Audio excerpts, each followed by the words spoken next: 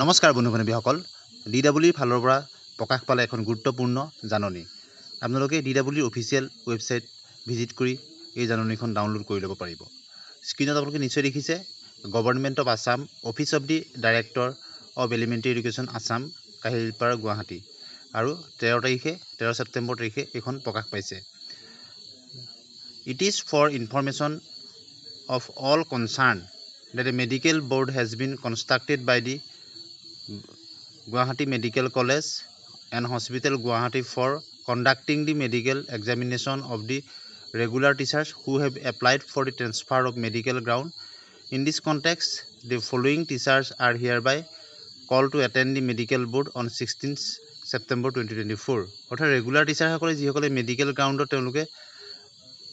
apply কৰিছিলে তেওঁলোকৰ কাৰণে 16 তাৰিখে এখন তেওঁলোকৰ মেডিকেল বোৰ্ডৰ সন্মুখত উপস্থিত হ'বৰ কাৰণে তেওঁলোকক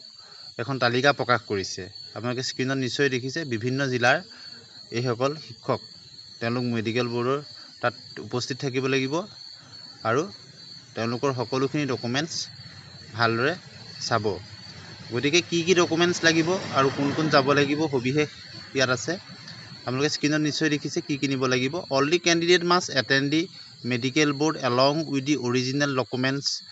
and self attested photocopy of the following documents original document নিব লাগিব আৰু self attested document নিব লাগিব প্ৰথমতে নিব লাগিব all relevant original documents সকলো original document নিব লাগিব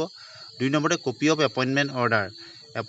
কপিটো নিব লাগিব তিন নম্বৰতে নিব লাগিব মেডিকেল ৰিপৰ্ট সকলো মেডিকেল ৰিপৰ্ট নিব লাগিব